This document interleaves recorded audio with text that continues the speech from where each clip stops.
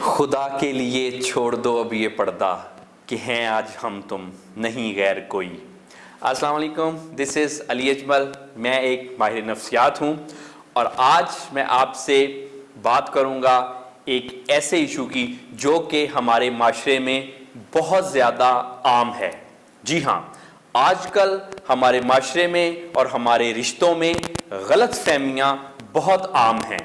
हमारे रिश्तों में, दोस्तों में और बल्कि करीबी रिश्तों में जो बहुत सारे झगड़े हैं उनकी वजूहात गलतफहमियाँ हैं। आज हम ये देखेंगे कि ये आखिर में गलतफहमियाँ हैं क्या और ये क्यों होती हैं, इसके पीछे क्या ज़हनियत है कि अच्छे खासे रिश्ते जिसमें दो लोग दोनों ही एक दूसरे से बड़ी मोहब्बत और एहतराम करते हैं, लेकिन इन गलतफहमियों की वजह से उनके रिश्ते खराब हो जाते हैं। आज हम इसके नीचे छुपी हुई ज़हनियत की बात करेंगे जो कि गलतफहमियों की वजह बनती है। तो सबसे पहले तो इस बारे में अगर बात करें कि गलतफहमियां पैदा क्यों होती हैं, तो देखिए इसकी सबसे बड़ी वजह जो है वो आपस में ठीक तरह से बातचीत ना करना, ये सबसे बड़ी वजह है गलतफहमी की। कुछ हमने किसी को कहा, उसने किसी और तरह से इसको सुना, ये कहने और सुनने के दरमियान में जो एक गैप रह जाता है वो गैप गलतफहमियां पैदा करता है।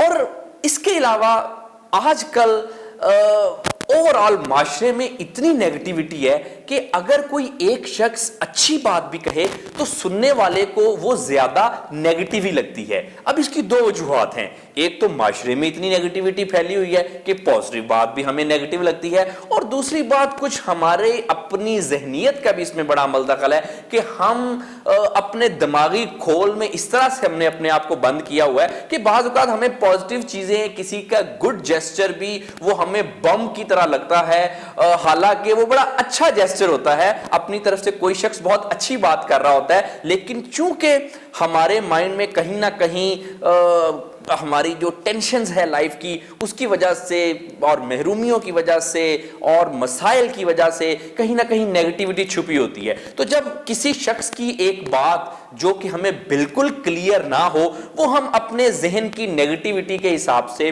उसको इंटरप्रेट करते हैं, जिसकी वजह से गलतफहमियां पैदा होती हैं। और जब किसी एक जहन में गलतफहमी पैदा हो गई, अब वो जहन क्या करेगा, वो उसका जवाब देगा किसी दूसरे शख्स को जिसने ये गलतफहमी पैदा की होगी। अब ऑब्वियसली दूसरा जहन भी एक इंसान है, तो जब इधर से एक रिएक्शन होगा उधर भी गलतफहमी पैदा हो जाएगी, फिर वहां से रिएक्शन होगा। तो ये जो एक दूसरे के साथ रिएक्शन करते करते हम अपने रिलेशनशिप खराब कर बैठते हैं।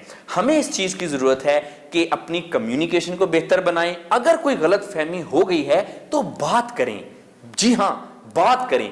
बात करने से बहुत सारे मसले हल हो जाते हैं। और फिर मैं आपको एक बात बताऊं कि गलतफहमी पैदा हो जाती है इंसानों में, इस गलतफहमी को परवान ना चढ़ने दें, इसको एक पहाड़ ना बनने दें। जितनी जल्दी आप महसूस करें कि गलतफहमी किसी में पैदा हो गई है, जाएं, उसको अप्रोच करें, उससे बात करें। सिर्फ अपने अंदर ही अंदर सोचते ना रहें कि ऐसा करूंगा तो वैसा हो जाएगा, वैसा करूंगा तो कैसा हो जाएगा। नहीं, अप्रोच करें, बात करें। और मैं आपको बताऊं कि जब आप अप्रोच करेंगे अगले बंदे को, बात करेंगे, बात क्लियर करेंगे, तो आप देखेंगे कि आप ये महसूस बल्कि करेंगे कि सिर्फ ये बात करने की देर थी, सिर्फ इतना सा काम था। लेकिन ये बड़ा मुश्किल काम है। हमारे बहुत सारे लोग जो हैं वो अपनी गलतफहमियों में इतना उलझे रहते हैं कि वो बिल्कुल तस्वीर पूरी तरह से देख ही नहीं सकते। हमें चाहिए बात करें। जी हाँ, बात करें, ये सबसे ज्यादा इंपॉर्टेंट है।